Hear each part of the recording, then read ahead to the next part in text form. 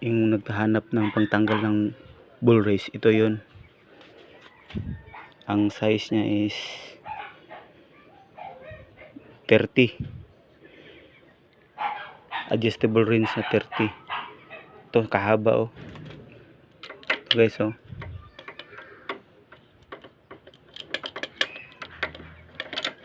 Nigpitan ko ito, akala ko sira na yung bull race. Nigpitan ko lang, maluwag lang palang.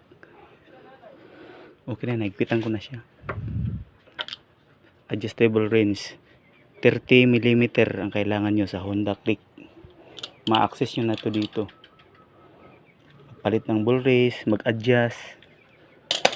Kailangan nyo ng tanggalin to kasi wala tayong proper tools. DIY lang to eh. Ang kailangan mo lang to, pang silsil, adjustable rinse, at saka martilyo